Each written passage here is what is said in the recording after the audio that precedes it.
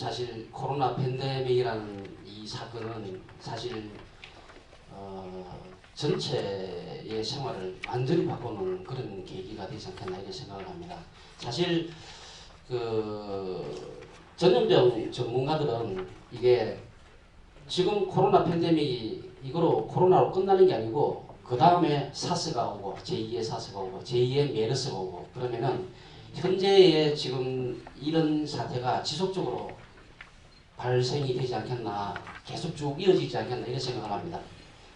그러면은 지금 모든 산업에서 이게 어느 정도까지는 지금 모든 산업에서 전부 다 침체를 겪고 있지만 특히 가장 심한 부분이 바로 문화예술계입니다. 문화예술계가 어느 만큼 많이 침체를 겪고 있다는 여러분들이 더 잘 아실 겁니다. 첫 번째, 정부 지원 정책.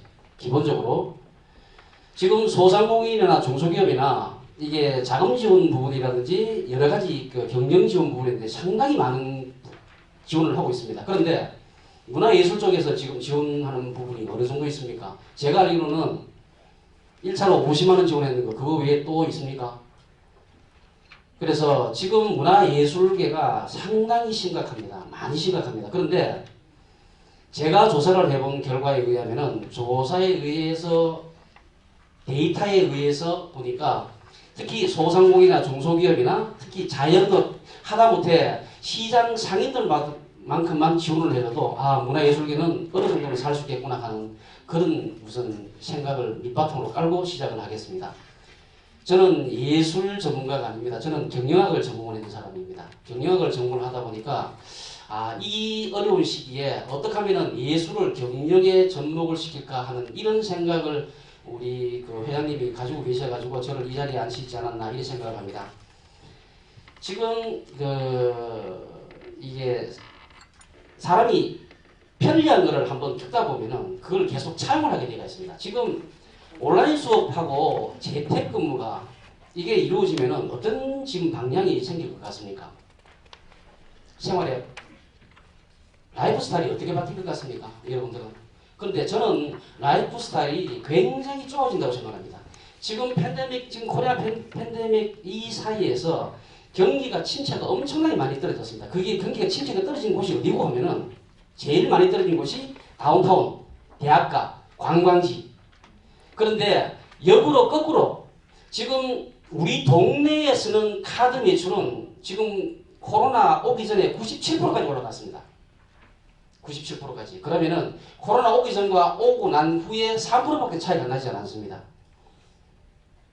그러면은 우리 문화예술계는 어떻게 움직여야 되겠는가 이 부분에 대해서 한 번 더 고민을 하시고 자 그러면은 문화예술을 누가 구매를 하겠습니까? 누가 이 정책에서 문화예술에 대해서 가장 구매를 많이 하는 사람이 누구겠습니까? 자본주의 사회에서도 가장 정말해서 돈을 벌어서 나만 잘 먹고 잘 살자 우리 가족만 잘 먹고 잘 살자 그랬는데 밀레니얼 세대들은 공유를 합니다. 그래서 이전의 세대들은 돈이 많아도 흔히 이야기하는 이게 비아냥 소리를 많이 들었습니다. 천민자본주의. 그런데 밀레니얼 세대들은 어떻냐면은 그걸 공유를 합니다. 같이. 그리고 문화를 이끌어 나갑니다.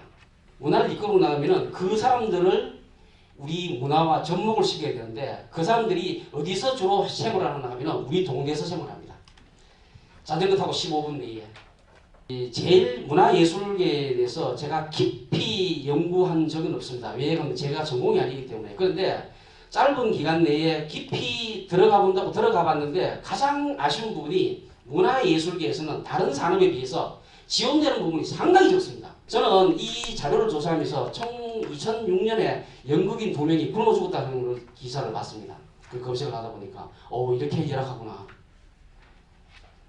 이 사람들한테 하다못해 컨설팅이라도 해주고 경영 지도라도 해주고 그 다음에 먹고 사는 길을 만들어줬으면은 특히 지금과 같은 경우에서는 제가 지금 너무 심하게 말을 했는지 모르지만 특히 코로나19 이런 사태에 의해서 다시 한 번 더 문화예술계가 어떻게 진로를 바꿔야 되는지 이 부분에 대해서 깊이 고민을 한번 해보셔야 되겠습니다. 특히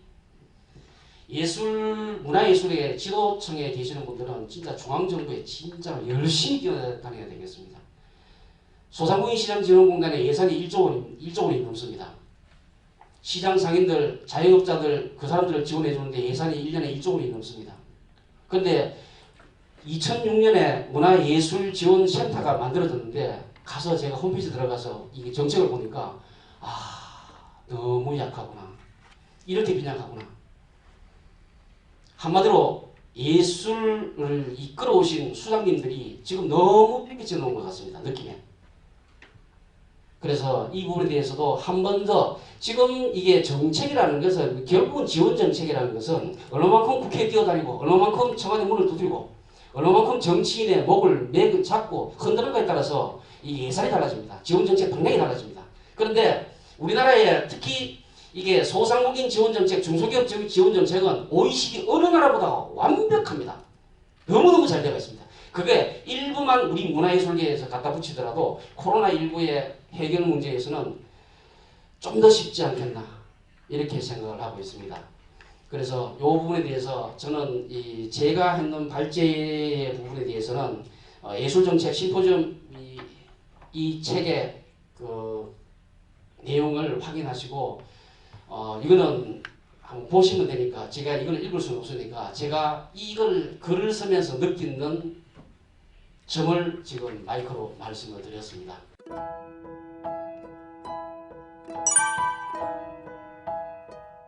예술을 바라보는 사회적인 인식이 아직도 이제 이것이 언제나 우선순위에서 밀리고 있는 그런 어떤 사회적 인식 수준도 문제인 것 같고, 그 인식 수준보다 이제 정치인들 그리고 이제 관료들이 또 그거보다 또 한 단계 더 낮아서 지금 또 아직도 우리가 좀 힘들지 않은가 이런 생각을 해봅니다.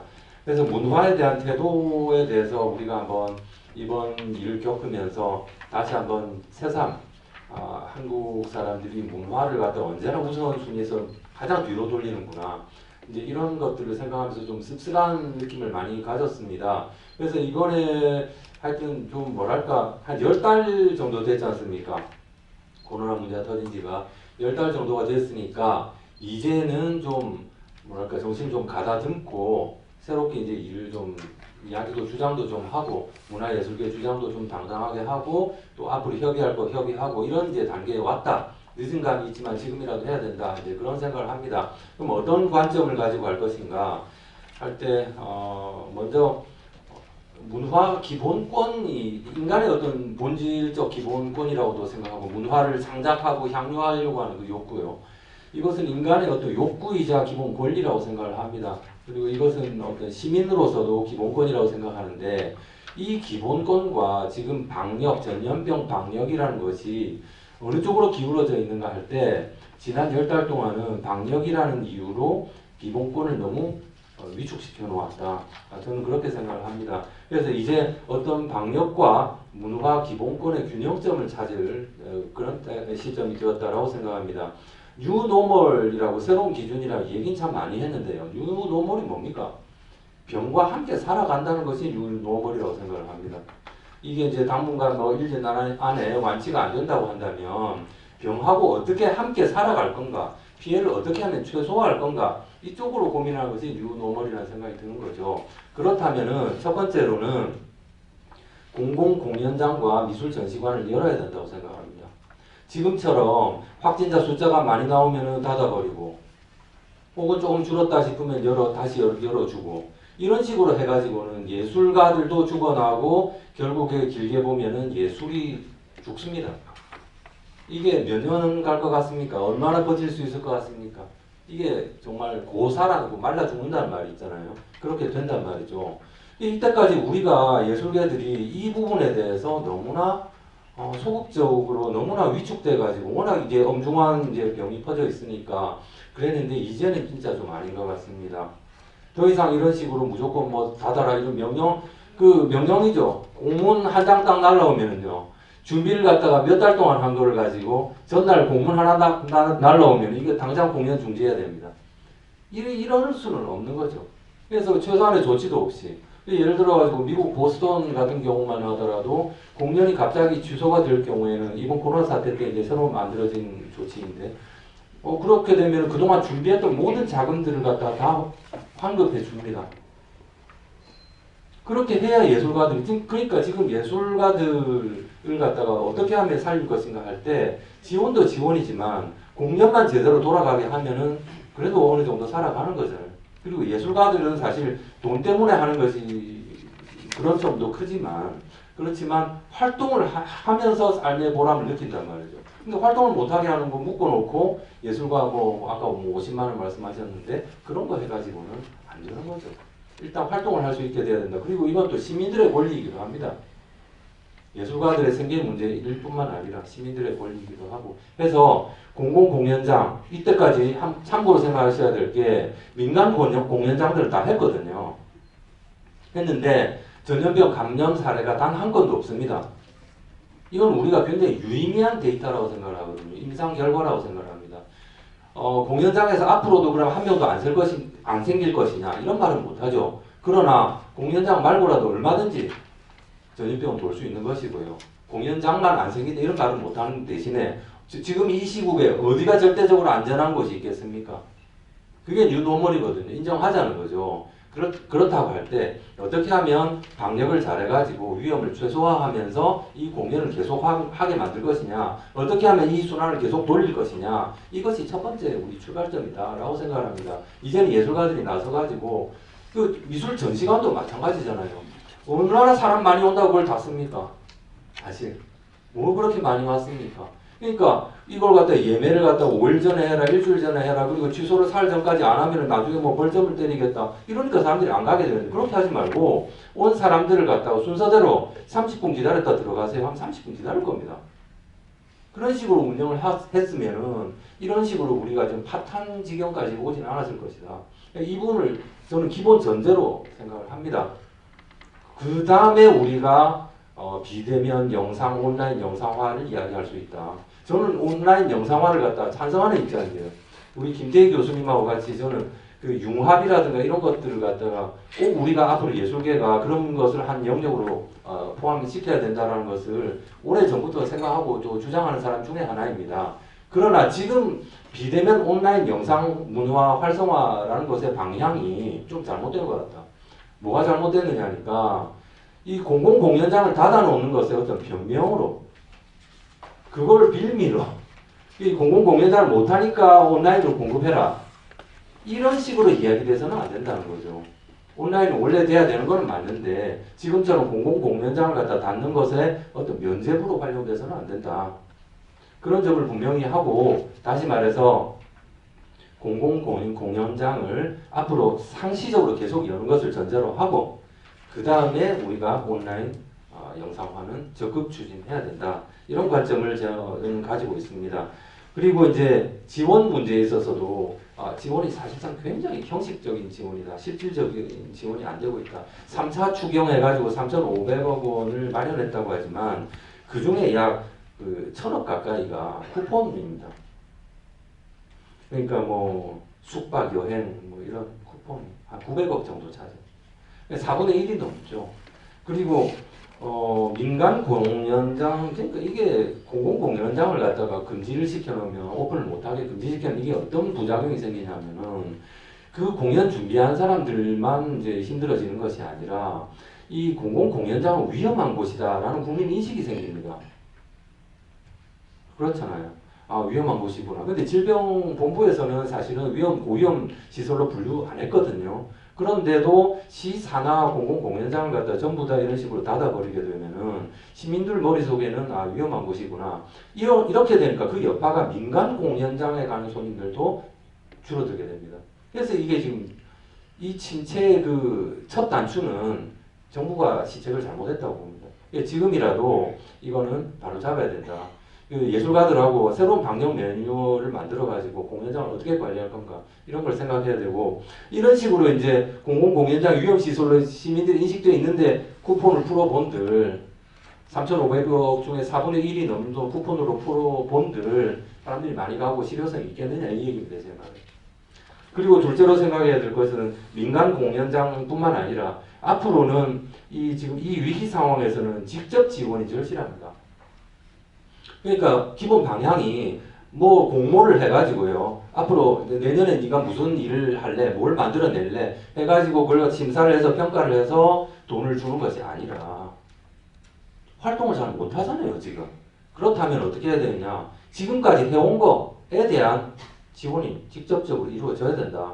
예를 들어가지고 공공예술 지원 지금 비중이 많다고 다른 영역에서는 공공미술 영역 아닌 영역에서는 사실 좀 불만이 많은데, 그 금액만 하더라도 지금 한 760억 정도 되죠. 3,500억 중에서 비중이 너무 크다고 이제 비난은 있지만, 그렇지만 그 760억도 잘 활용하면 도움이 될 텐데, 이것도 뭔가 숙제를 주고 그것도 공공미술을 해라, 이런 과제를 주고 760억을 주는 거, 이건 저는 좀 옳지 않다고 생각합니다. 저는 다시 말씀드리지만 공공미술의 어떤 뭐랄까 그 깃발을 들고 막 많이 이야기하는 사람입니다. 그렇지만 지금 시국에 공공미술 하는 사람에 한해서 돈을 얼마 주겠다, 이건 아니라고 봅니다. 다시 말해서 기존 하고 있던 작업에다가 줄 수 있어야 된다고 보고, 하다못해 기존 작품을 구매해 주는 것도 정부가 이런 것도 생각해 봐야 되고, 예술 강좌를 만들어 가지고 그분들이 온라인에서 강의를 하면은 거기에 대한 강의를 좀 잘 쳐가지고 그렇게 준다든가, 이런 다양한 방식을 해야지 공공미술 조형물 만들고 벽화 그리고 그렇게 안 하겠다 하지만 그거 말고 어떻게 할 겁니까? 근데 그런 데다가 돈을 쓰는 것은 굉장히 낭비성이다, 이렇게 생각합니다. 제가 말씀 좀 길어지는데, 제가 그동안 사실 조금 실망을 많이 했습니다. 이번 정책, 정부 정책이라든가 이런 데 대해서. 그래서 조금 더 길게 말씀을 드리는 건데, 그래서 이제 이게 뉴딜, 예술가들을 대할 때도 뉴딜 정책이다 이런 단어를 쓰는 것도 사실은 저는 좀 별로입니다. 이게 100년 전에 미국에서 하던 뉴딜 정책을 한국에서 지금 한다는 그 단어도 선정이 정부가 잘 못했다고 보고, 그리고 지속 가능성이 없는 일회성 일자리를 위해서 이렇게 돈을 낭비하는 것 아닌가, 이런 생각도 좀 아쉽고 그렇습니다. 그리고 뭐든지 좀 다 벼락치기로 진행해라, 이게서 뭘 하겠습니까? 5개월 만에 해내라, 2개월 만에 해내라, 이런 건 아니라고 보는 겁니다. 그래서 이제 그런 말씀들을 드리면서 앞으로는 공공지원도 좀 뭐랄까 좀 바뀌어야 된다. 그냥 이런 식으로 하지 마라. 그럴 바에 차라리 그냥 돈을 나눠주는 게 낫다, 그런 생각이 드는 것이고, 이를 전제로 할 때 공공공연장 그리고 전시장, 미술 전시관 이런 것들을 갖다가 잘 방역을 하면서 상시적으로 여는 걸 전제로 할 때 비대면 온라인 문화를 준비할 수 있다라고 생각을 하고, 여기에 대해서도 뭐 필요성이라 이런 것들은 여러분들도 다 인지를 하고 있는 상황이라고 생각을 합니다. 다만 지금 현재로서는 현실과 이상이 이제 간극이 크다는 것은 지난번 그 부산 음악협회하고의 토크에서도 제가 좀 절실하게 느꼈습니다만, 그건 굉장히 당연한 겁니다. 예술가들은 지금 이 문제에 대해서 좀 사실 소극적인 분이 대다수라고 생각합니다. 왜 그런 거 아니? 첫 번째 생각을 해봐도 예술가들에게 돌아올 몫이 적습니다. 온라인화를 할 경우에. 이제 촬영하고 이런 것들은 전부 다 비예술 영역인 용역업체 쪽으로 돈이 다 나가는 겁니다. 아카이빙이라든가 디지털로 만드는 거. 이 예술가들 이거 해봤자 예술가들 살림에 도움이 안 되고 예술 활동에 창조에 별 도움이 안 되는 거죠. 그 다음에 두 번째로는 지금 현재 우리 기술력으로는 수준으로는 이게 지금 못 따라가니까 이 퀄리티가 안 나옵니다. 그 영상화에. 그래서 이제 관객 몰입도는 떨어지고 또 만족도도 떨어집니다. 이런 상황은 이제 어떻게 이제 타개할 건가 할 때, 지금 현재 부산문화재단은 이제 지난달부터 해가지고 이 이제 온라인 지원 사업을 한다고 하는데, 그 중에서 순수 예술가들이 정말 해볼 만한 것은 2억도 안 됩니다. 2억으로 부산 전역에 온라인화를 2억으로 할 수 있겠습니까? 이건 진정성이 좀 의심될 수밖에 없는 그런 대목이고, 그래서 저는 이제 정책적으로 제안할 때 이 통합 플랫폼을 만들어야 된다라는 이야기를 합니다. 그래서 이제 통합 플랫폼이라는 것은 온라인으로 올리는 것을 뭐 문화재단, 문화회관 그리고 예총, 민예총 이런 모든 콘텐츠를 갖다가 하나의 콘텐츠로 통합해서 올릴 수 있도록, 그렇게 해야 시민들이 거기 들어가면 부산에 이런 것들이 다 모여 있다 이러면은 그나마 관심을 많이 가지게 되고, 이제 또 시민들의 어떤 관람 수요도 높아지는 이제 그런 것들을 생각할 수가 있고, 그리고 중장기적으로는 예술인들이 스스로 영상을 잘 제작할 수 있도록 예술인 위한 예술인 대상으로 하는 영상 제작 교육 프로그램을 개발해서 그런 아카데미에 예술인들이 가서 배울 수 있도록 그런 어떤 지원 시스템이 필요한 것이다. 지금 단기적으로 무슨 2억 정도, 3억 정도 주면서 콘텐츠 만들어라고 뭐 공연 제작하는 거를 갖다가 무슨 메이킹 필름처럼 만들어라 이런 거로 해가지고 돈 쓰고 이런 걸로 해가지고는 온라인 문화 활성화도 안 된다고 봅니다. 그래서 더 드릴 말씀이 많지만 꼭 참고 제 글을 한번 그냥 보시기를 바라고 이상 제 말씀을 마치는데 하여튼 요약하자면 공공예술관들을 지금 다시 상시적으로 열어야 된다. 그걸 전제로 할 때 우리가 모든 것들을 이야기할 수 있다. 혹은 전제로 하지 않는다면 동시에 진행해야 된다. 네, 그렇게 요약할 수가 있겠습니다. 감사합니다.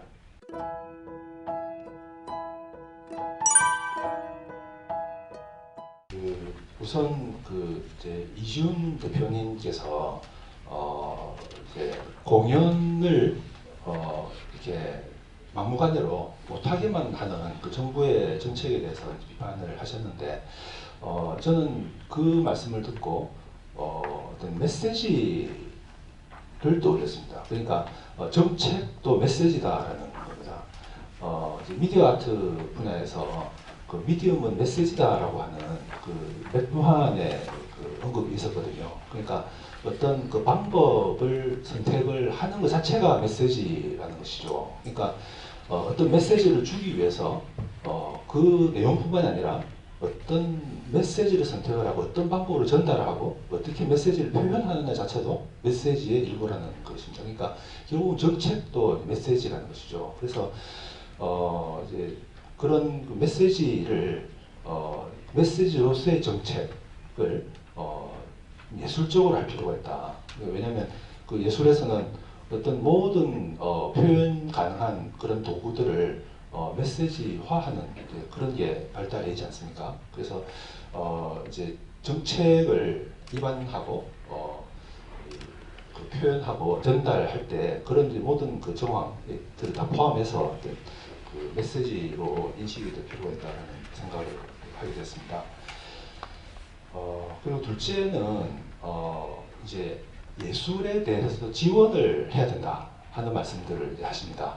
또 예술은 지원을 잘못 받고 있다, 또 대접을 잘못 받고 있다 이런 말씀하시는데 저는 그 말씀을 드리면서 그럼 여기서 말하는 예술은 과연 무엇인가라는 생각을 했습니다. 그러니까 예술을 하는 예술인인가?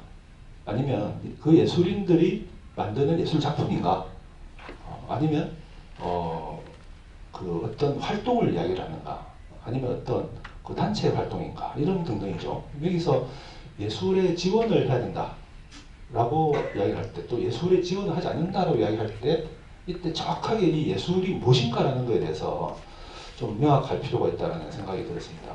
그래서 그게 어쩌면 정부와 예술인의 그 인식이 차이가 있음으로 해서 정부는 한다고 했는데 예술인들은 그게 부족하다라고 느낄 수가 있을 수 있지 않겠습니까?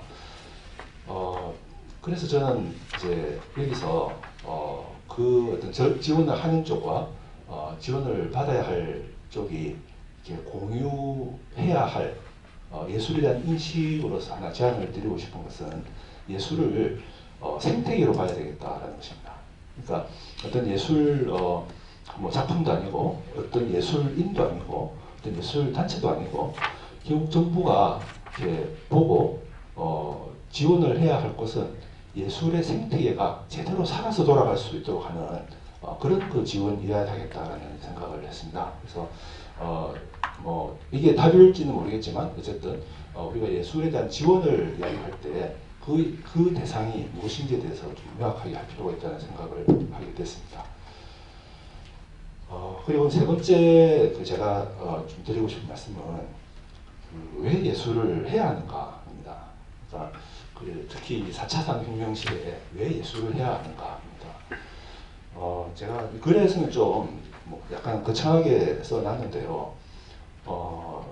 이제 비유를 하자면 우리 뭐 문명이라고 하면 우리가 지금 익숙한 이 문명이라고 하면 아마 수천 년 정도 된 것 같거든요. 이게 뭐 학교에서 배운 내용이나 글로 표현된 내용들이 언제부터 있었냐라는 것을 거슬러 올라가서 보면 수천 년 됐다고 볼 수 있겠습니다. 그 사람들의 생각들은 요 몇천 년 동안 이렇게 이어져 온 거죠. 그런데 컴퓨터는 이제 한 70년 정도 된 겁니다. 그러니까 사람의 어떤 생각의 그 역사라거나 사람이 가진 어떤 그 삶의 방식, 또 크게 보면 문명 이거에서 과연 컴퓨터의 위치가 얼마나 되느냐. 또 앞으로 우리가 뭐 또 세월이 뭐 10년, 20년, 100년, 200년 간다 했을 때 그때 컴퓨터가 어떻게 되어 있을 것이냐, 또 AI가 어떻게 발달할 것이냐 이런 등등을 본다 하더라도 저는 그 AI가 별개의 이슈가 아니라 우리 삶 속에 들어와야 될 대상이 아니겠느냐 하는 겁니다. 그러면 여기서 우리 삶이라고 하는 거에서 저는 가장 중요한 키워드를 꼽으라고 한다 그러면 저는 예술이라고 감히 이야기를 하겠거든요. 그러니까 우리는 그 AI 이런 4차 산업혁명의 어떤 그 액티비티들이 그 우리 삶 속으로 들어와야 되겠고 그게 그 예술의 품으로 들어와야 되지 않겠나라고 이렇게 생각을 하고요. 짧은 시간에 그 내용들을 다 이렇게 뭐 표현하기는 좀 어렵겠습니다만은 그렇게 그 생각을 합니다.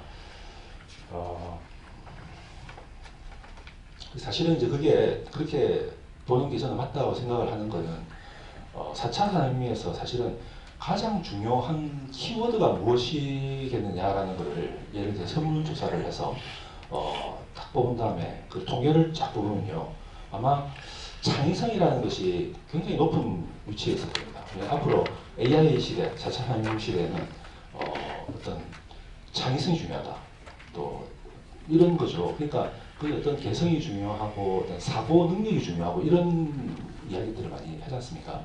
그런데 그런 이야기를 할 때 우리가 예술을 놓고 이야기를 할 수 있겠습니까? 그래서 저는 그 예술이 분명히 어떤 4차 산업혁명 시대에 중요한 어떤 축이 되어야 된다 생각하고 오히려 그걸 안아야 된다 생각을 하고 그런 면에서 예술을 하나의 어떤 대상으로 본다기보다는 예술의 생태계를 하나의 그 대상으로 보고 또 지원 정책도 그런 방향에서 고려가 되고 그리고 정책 자체가 좀 이렇게 좀 우아하게 그 예술적으로 메시지를 잘 전달할 수 있으면 좋겠다 이렇게 말씀드리고 싶습니다.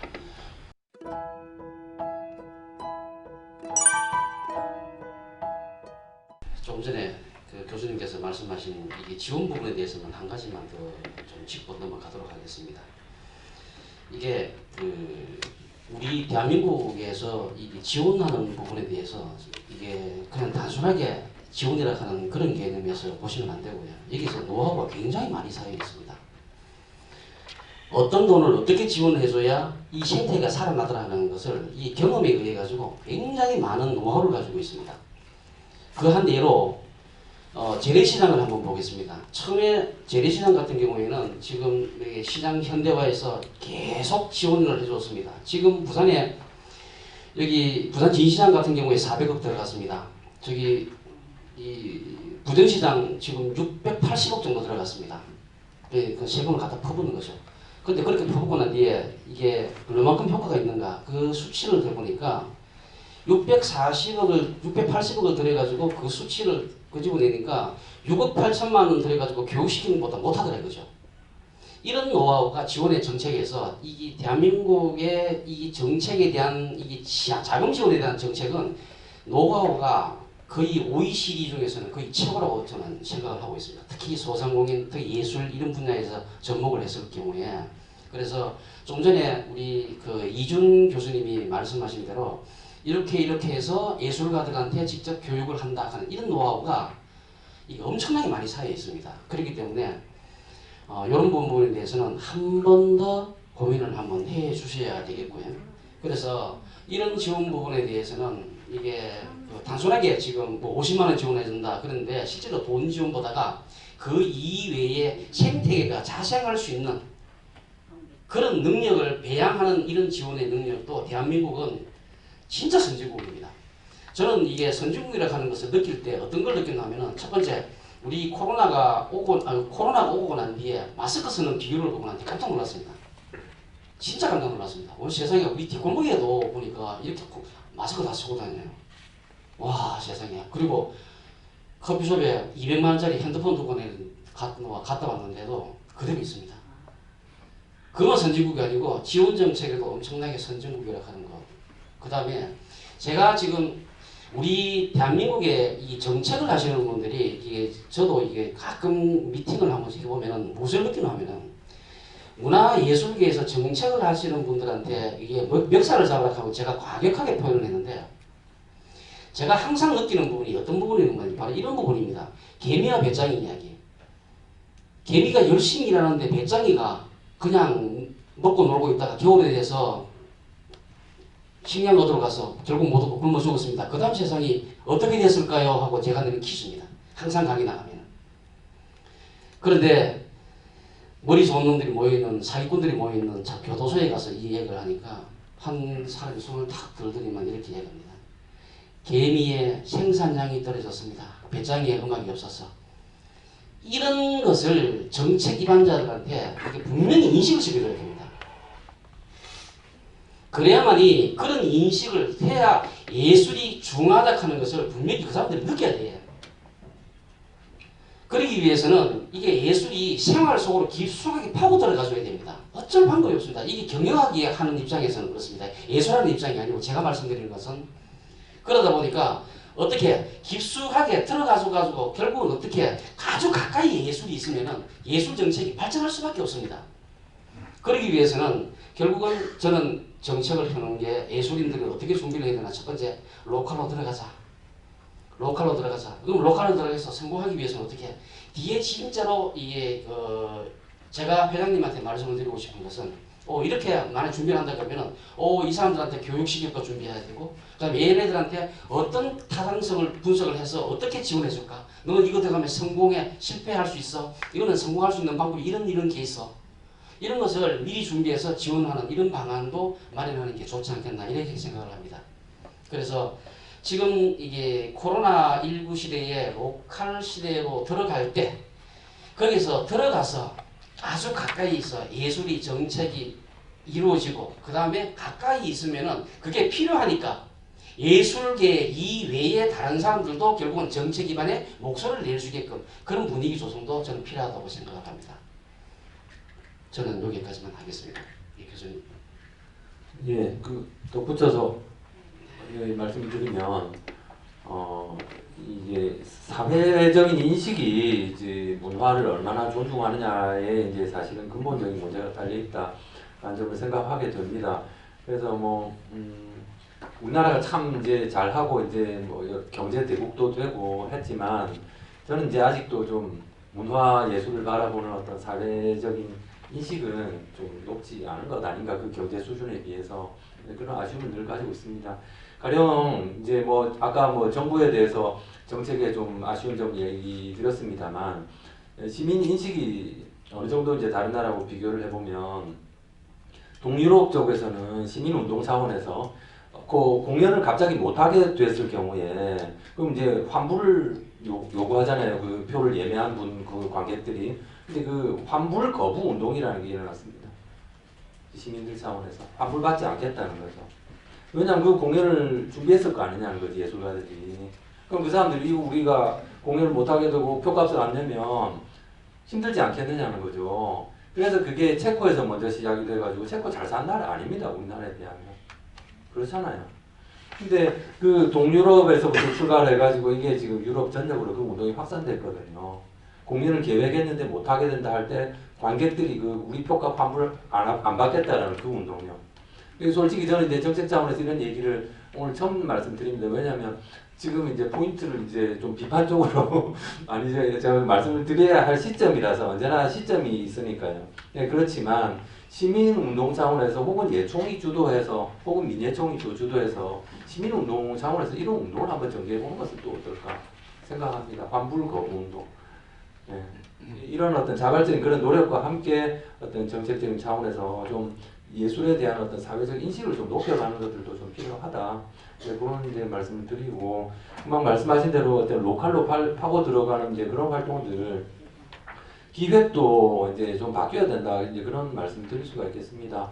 어떤 그 국공립극장에서 이제 제작하는 정기 공연이야 이제 충분히 할 수 있겠죠. 거대한 어떤 프로그램을 가지고 이제 할 수 있겠지만 이제 그것이 아닌 대부분의 우리 예술가들 경우에는 좀 더 관객들에게 친화적이고 파고 들어가는 그런 식의 어떤 작은 기획들이 앞으로 더 요구되는 것은 사실인 것 같습니다. 최소한 당분간 몇 년간은요. 그래서 기획력에 있어서도 어떤 좀 그 관객 친화적인 내용들 그리고 공간적으로 본다면은 좀 옛날 치면은 어떤 살롱적인 거, 지금 이런 크기 정도의 어떤 그런 것들 그래서 지금 소극장 지원이라든가 이런 것들이 더 시급하다는 게 이제 그런 겁니다. 그게 지금 굉장히 어떻게 보면 앞으로 중요한 역할들을 하기 때문입니다. 그리고 근처에 있는 그 가까운 쌈지 공원들 있잖아요. 근린 공원들. 근데 그런 데서 야외 공연이 벌어진다거나 그리고 골목 문화를 활성화시키고 이런 것들의 어떤 기획력이 요구되는 그런 시점입니다. 사실 그러니까 근처에 있는 작은 공원들 있잖아요. 운동기구도 있고 하는 그런 데서 어떤 작은 콘서트가 열린다거나 작은 연극이 열린다거나 마임 어떤 공연이 열린다거나 이런 것들을 해 나가면서 우리가 이제 또 극복해 나가는 기획력이 좀 필요하다. 그러니까 우리가 이제 비대면 온라인 이런 그 문화를 활성화하는 것도 중요하지만 그런 식의 어떤 이제 규모의 기획력도 대단히 중요한 시점이다. 그런 말씀도 붙여드리고 싶고 예술이 이제 우리 이야기 속에서 무엇을 지칭하는가에 대해서 김태희 선생님께서 이제 말씀하셨는데 그래서 스스로 이제 물음을 던지시고 이제 답을 하셨습니다. 예술은 생태계다. 저도 그렇게 생각하고 있고요. 그래서 아까 이제 공연장을 왜 다시 열어야 되느냐 하니까 이게 예술가 생계만의 문제가 아니라 관객들도 죽어가고 결국 예술이 죽어가고 하나의 어떤 그게 이 중요한 그 매듭이거든요. 그 매듭이 풀려버리면 다 풀린다는 거죠. 그래서 이제 그것의 어떤 상징적인 것으로 공연장 전시장을 말씀드린 건데 이런 것들이 어떤 생태계적 관점에서 생각한다면 일시적으로 지금 막 너무 정책적으로 급하게 뭐 하는 그런 것들보다는 좀 중장기적으로 정말 도움이 될 수 있는 실질적인 지원 방식을 예술가들하고 같이 이제 정부 당국이 이제는 좀 정책을 내놔야 됩니다. 맨날 지금 예술가들만 모여가지고 지금 토론하고 하는 것이 지금 4월부터 해가지고 지금 한 6개월 정도 됐거든요. 근데 시나 어떤 정부에서는 지금 공식 마스터 플랜은 얘기를 안 하고 있습니다. 이제 내놓아야 될 때이고 지금부터 내놓지 않으면 책임 유기입니다. 그래서 이제 해야 된다는 생각을 드리고 그리고 이제 4차 산업하고 어떻게 할 것인가에 대해서는 뭐 굉장히 중요한 문제죠. 그리고 꼭 그런 방향으로 해야 된다고 생각을 하는데 다만 제가 오늘 말씀드린 것은 속도문입니다. 속도. 이게 어떤 좋은 것이라도 이것이 좀 부드럽게 잘 갈 수 있도록 진행이 될 수 있도록 그렇게 이제 해야 되는데 정책 차원에서는 중간 단계를 밟아주는 것이 꼭 필요하다. 그 중간 단계라는 것은 아까 말씀드린 통합 플랫폼 조성과 그리고 교육 프로그램을 마련하면서 이것이 진행돼야지 예술가들이 스스로 이제 그 영상을 제작하는 그 시점이 한국 사람들도 빨리 해내잖아요. 빨리 해내니까 그렇게 해낸다면 그것이 그 공연 영상 자체가 수준이 좋아집니다. 일반 영상 제작자들보다 예술을 아는 사람이 그걸 제작할 때 수준이 좋아질 것은 당연하지 않습니까? 그 내용을 아니까. 그래서 이제 그렇게 하면 또 예술계 생태계 자체도 잘 돌아갈 수가 있다. 새로운 직업군도 탄생할 수 있다. 그런 점에서 어떤 중간 단계를 좀 설정도 하고 이렇게 해야 된다. 지금 식으로 어떤 그 사업 공모만 하나 던져놓고 얼마 안 되는 금액으로 이런 식으로 해서는 안 된다.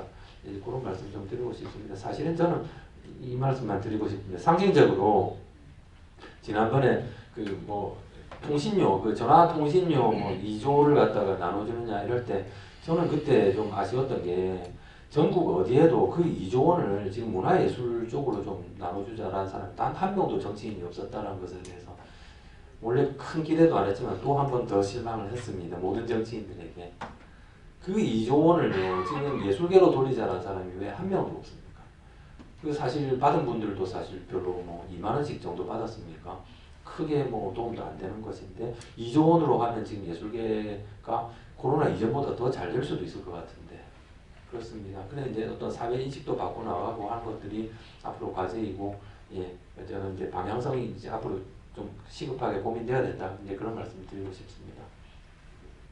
조금 전에 말씀하신 그 개미와 배짱이 관계에 대해서는 개미는 직접 생산을 하지만 배짱이는 간접 생산을 하기 때문에 그 배짱이가 죽어버리면 생산성이 떨어지겠죠. 그래서 그 생산성을 활성화시키기 위해서 배짱이를 살려놔야 되지 않겠습니까? 그리고 그 배짱이가 결국 이제 문화예술인 거죠. 그래서 그런데 이제 지금 정부 쪽에서는 보면 그 지원 관계에 있어서 그 문화예술 쪽을 보기를 시혜적으로 봅니다. 그렇기 때문에 조금 전에 말씀하신 것처럼 문화예술의 기본권을 보장하기보다는, 그러니까 행복추구권이라든가 우리 건강권이라든가 이런 것으로 보기보다는 부수적으로 보죠. 시혜적으로 보는 거죠. 그래 시혜적으로 보기 때문에 지금은 도와주는, 보조하는 정도로 생각하고 있습니다. 그래서 앞으로는 그 문화 기본권을 생각하면 도와주는 것이 아니라 국가가 해야 될 일을 전문 단체가 할 수 있도록 위탁하는 것으로 인식을 전환시켜야 된다는 얘기죠. 전환시키게 되게 되면 전문 단체가 그 역할을 함으로써 그 보조금이 그러니까 지원이 아닌 위탁 수수료로 주는 것으로 이렇게 전환을 하게 되고, 그리고 좀 더 말씀하시고 싶은 생태계 보호를 위해서는 그 문화세, 문화예술세를 신설을 해서 문화예술인들이 그 간접 생산하는 문화예술의 사회적 기여도가 높기 때문에 거기에 적극 지원을 해서 직접 생산이 활성화될 수 있도록, 그래서 전체가 풍요롭게 돼야 생태계가 조성되지 않을까, 이런 생각을 오늘 세 분께서 말씀해 주신 내용을 듣고 이렇게 하기 위해서는 어떻게 하는 게 참 좋은 방법일까 하는 것을 좀 여쭤보고 싶습니다. 저희들은 조금 전에 말씀하신 것처럼 우리 그 정치계라든가 그분들에 가서 활동을 열심히 해서 우리의 인식을 변화시켜야 되는데, 그분들이 접근하기도 좀 어려울 뿐만이 아니라 우리 그 문화계가 힘을 모아서 그분들의 영향력을 미칠 수 있는 이 계기를 마련해야 되는데 어떻게 하면 좋을까?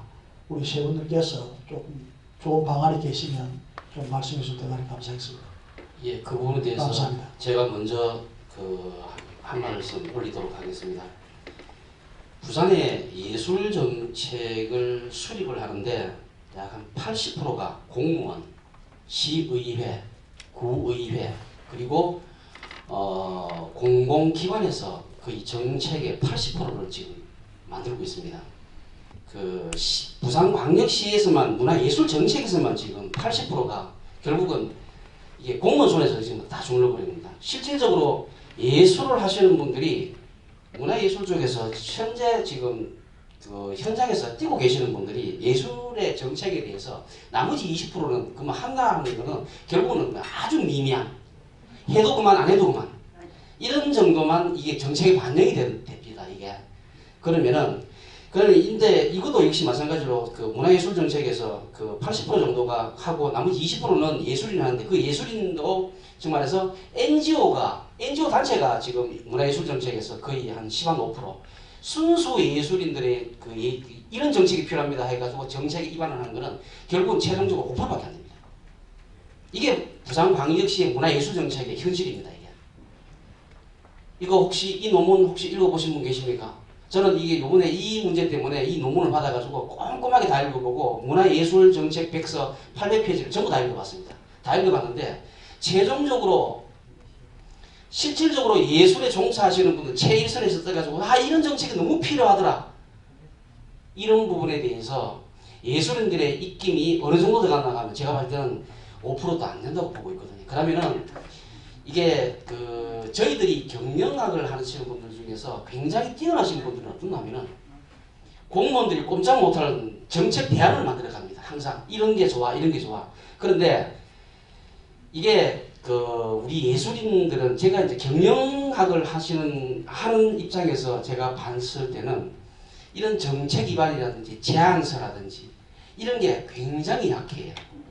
그래서 이쪽으로 좀 더 많은 이게 뒤에 후원이라든지 혹은 뒤에 지원이라든지 자문이라든지 이런 것을 충분히 받아서 의견을 해서 그런 운영위원회를 돌릴 수 있는 방안을 우선 하나 좀 제안을 하고 싶고요. 그 다음에 지금 조금 전에 말씀하셨는데 정책 기반에서는 이게 예술인들이 요구하는 이게 정책과 일반 시민 국민들이 요구하는 사항에 어느 게 더 빨리 될까요? 저는 국민들이 혹은 시민들이 국민들이 요구하는 게 훨씬 더 빨리 입안이 된다고 생각을 하고 있습니다. 그래서 최대한 로컬에 빨리 들어가서 그네들과 같이 공유를 하는, 그래서 거기서 들어가서 성공할 수 있는 방법이 뭐고, 그럼 그거를 어떻게 지원해야 할까, 어떻게 교육을 시킬까, 어떻게 타당성 분석을 할까, 이 부분에 대해서 한 번쯤은 고민을 하는 게 좋지 않겠나, 이렇게 다시 한 번 더 말씀을 드리고 싶습니다. 그래서 제가 생각하는 거는 이게 정책 입안부터 이게 강력한 목소리를 내줘야 되지 않겠나, 이런 생각을 하고 있습니다. 그래서 이게 문화예술계에서 내년에는 2021년은 지금 벌써 넘어갔습니다. 그죠? 시간 넘어가고 2022년에는 이런 예술 정책은 꼭 필요하다 하는 게, 미리 입안을 전부 다 해가지고 회장님께서 로비를 하셔야 되겠습니다. 예, 저는 여기까지만 답변을 드리겠습니다. 감사합니다. 사실은 저는 뭐 기본소득 논의에 대해서 저는 이제 많이 요즘 좀 많이 생각하고 있는데, 사실은 기본소득이 많이 주어지게 되면 뭐 예술 뭐 하겠다 해가지고 문화재단 가서 심사받고 이럴 필요도 없습니다. 사실 자기가 하고 싶은 예술을 하면 되고요. 그런데 이제 그게 조금 재정적으로 좀 어려우니까 그 앞 단계로 문화재를 만드는 것은 꼭 한번 시도해 보면 좋다고 생각합니다. 그래서 이제 오늘 개미와 배짱이 이야기 나왔는데 뭐 다 아시는 분도 계실지 모르겠는데, 그거에 굉장히 좋은 어떤 상황이라서 그 이야기들이 많이 됐었죠 전에. 그래서 하나 소개해드리면, 이제 일본 개미와 배짱이 버전입니다. 일본 버전. 일본에서는 여름 동안 배짱이가 계속 놀다가, 그죠? 이제 개미집에 이제 추워질 때 이제 찾아가니까 똑똑 두드렸어, 문을, 개미집을. 그랬더니 조용해. 그래서 왜 이러지? 이래서 문을 열어보니까 개미가 죽었죠. 과로사로.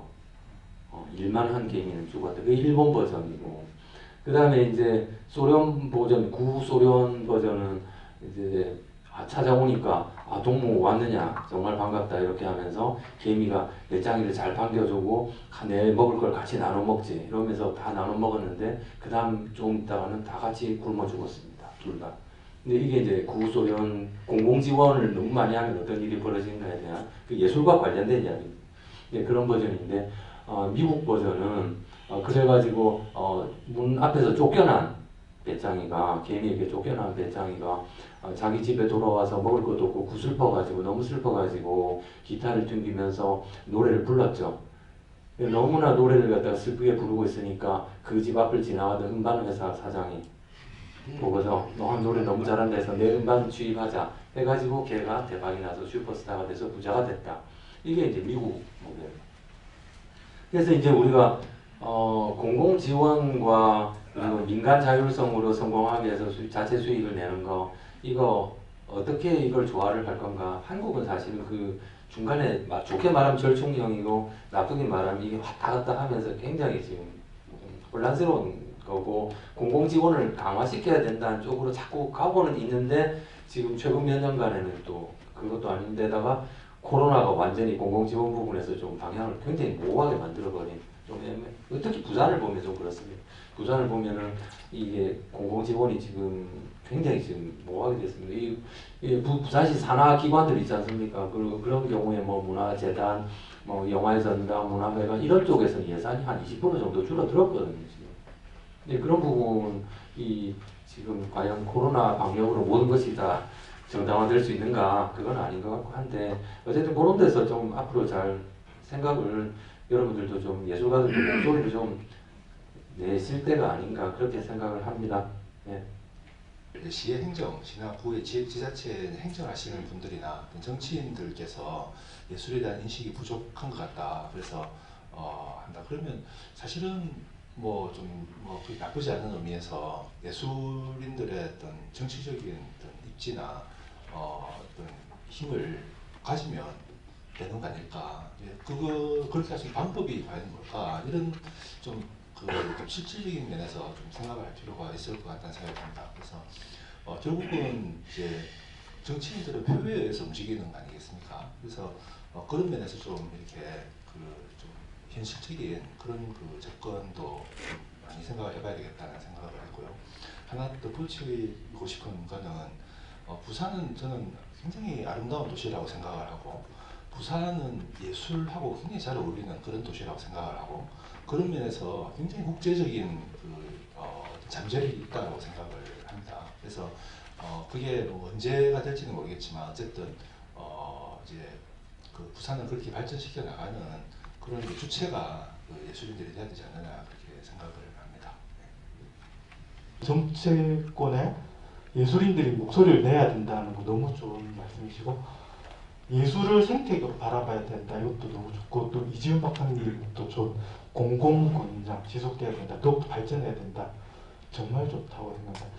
오늘 이 소중한 시간에 나온 정말 좋은 제안들을 저는 여기서 끝날 게 아니고 좋은 강의는 늘 그렇다고 하잖아요. 재미도 있고 어떤 변화가 있다고 합니다. 그래서 이 나왔던 결론들을 저희가 잘 정리해서 유튜브에도 띄우고 어떤 예총에서 언론에 지속적으로 목소리를 내고 또 뭐 나아가서 제가 시의회를 오늘 나온 내용을 가지고 방문도 하고 뭐 시위를 할 수도 있고 필요하다면은 그리고 어떤 우리가 가지고 있는 여러 다양한 공연을 통해서 그걸 관객들에게 알리고 저는 저희 음악협회 같은 경우 오늘 이 자료를 좀 파일로 요청을 해가지고 잘 정리를 해서 저희 회원들한테 널리 알릴 예정입니다. 그래서 많은 우리 회원들 수천 명 나아가서 수만 명 되는 회원들이 이 내용에 공감을 하고 같이 모여가지고 아까 말씀하신 대로 정치인들이 제일 민감한 부분이 표가 아닌가 싶습니다.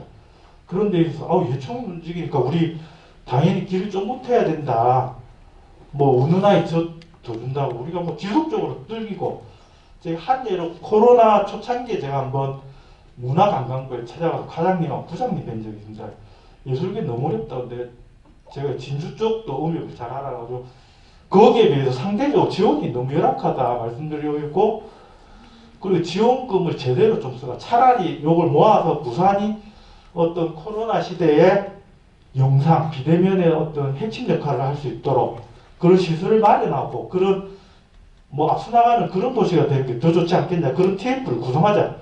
거기에 우리 예총, 음악부 우리 음협이 적극적으로 도와드리겠습니다. 시, 민예총, 뭐 예총 다 합쳐서 TF 좀 만드시자 할까는 뭐 과장님하고 부장님하고 뭐 고개가 끄덕끄덕하지 아무 답이 없으시더라. 그러니까 그런 부분에 있어서도 우리 예총에서 좀 단위협회 회장님들하고 모아서 한번 또 방문한 지속적으로 말하면은 저는 이루어질 거라고 봅니다.